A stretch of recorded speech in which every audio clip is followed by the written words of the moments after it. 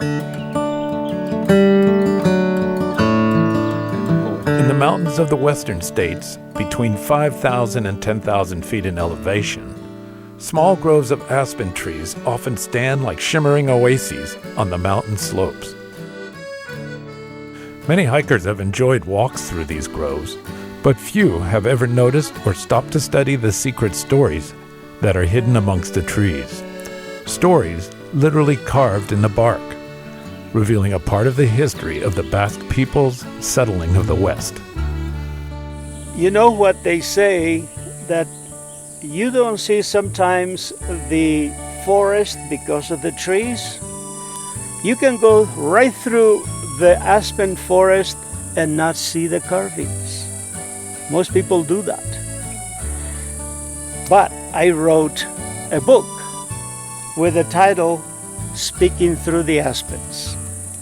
And that's what the carvings do.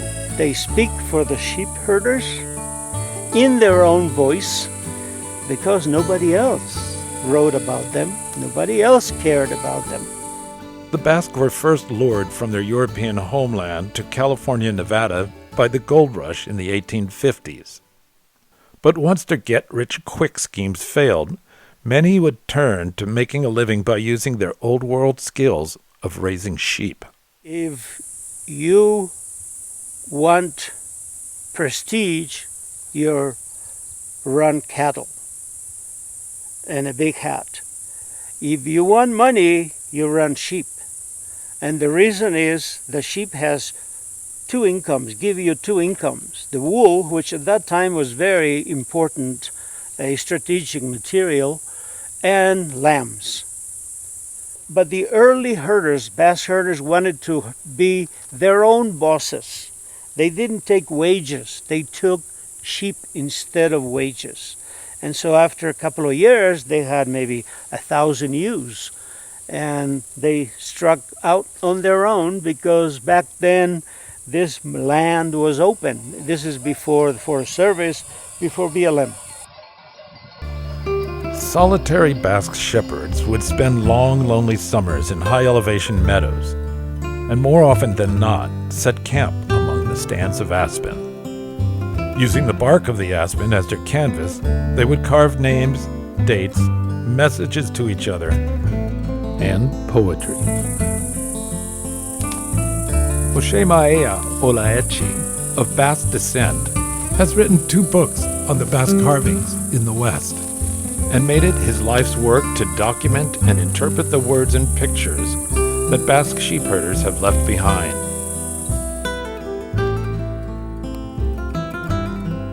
Today, Joxe has climbed to an old aspen grove on Peavine Mountain, just north of Reno, Nevada, to study the arborglyphs.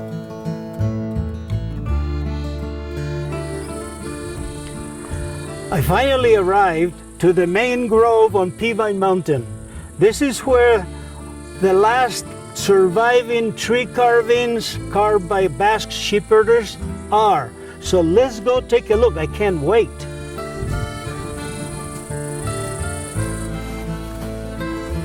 All these big trees are carved. This one says Gino Touch, 1927. Says another Jean Barnett. I don't see the year. We got Urrutia over there, 45. We got Valencia here in the 60s. We have here Pierre Lanatua, 1951. There's another Pierre Lanatua over there.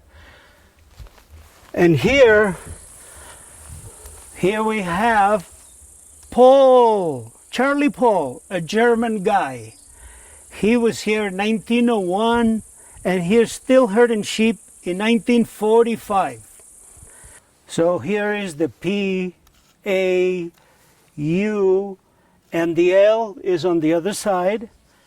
And the date 1, 9, 2, and 1.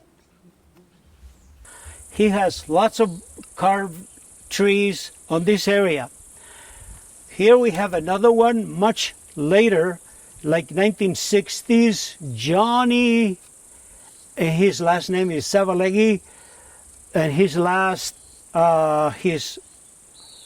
hometown is here, Lerga.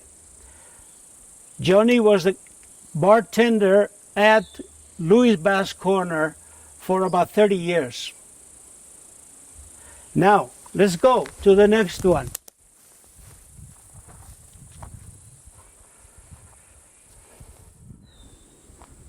And here is Justo Sarria. He put in there his hometown. He told me he was never on this mountain, but somebody carved that. And here we have the sheep camp. This is what it was, because there's a spring in there.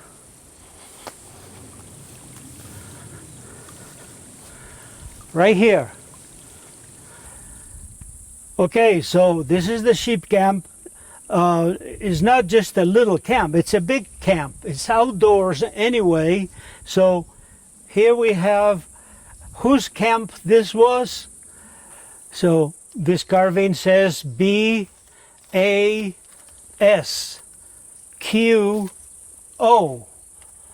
Basco. So this is a Basque camp.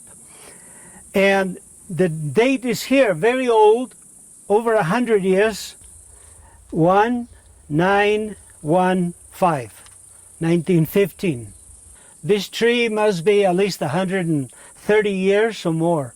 However, they don't last forever, and this is an ephemeral product that we are looking at here, on which history is carved on. So, look at this tree. Down. It had carvings too, but now it's not going to last very long. But I'll show you what it has. Very interesting carving. Euskotarra,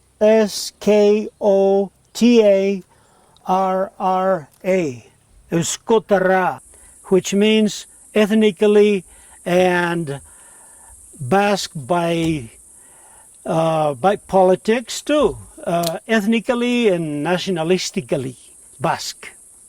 And there's a date in there, 62, because you're not going to find this kind of statement in 1915, only in the 60s, 50s, later on. And now we are going to proceed to another tree that proves beyond a shadow of doubt that this was a camp, because here is the carver telling us, over there. So this is our last tree in our short tour, and in 1951 there was a carver, a herder, a Basque herder here facing this tree. Here's Pierre and La Natua, and here is the year 1951, and here is Reno, big letters. And he carved this, Gosho da Itzalian, which means in English, it is nice in the shade.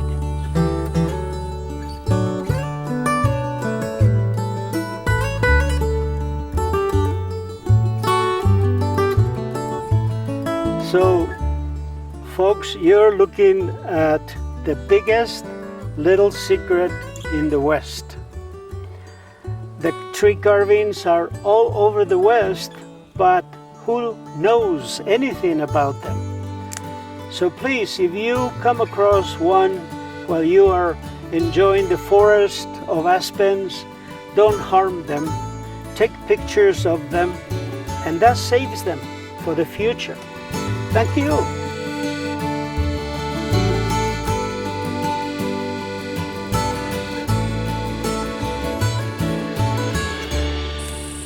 The tree carvings are nothing more and nothing less than an outdoor library, a museum of sheep herding history, 100 years of it, history that no one has had written, and the shepherds wrote their own history, so to speak. And as I like to say, it is the most believable history because they had no editors, no censors. They could print on the tree anything they wanted to say.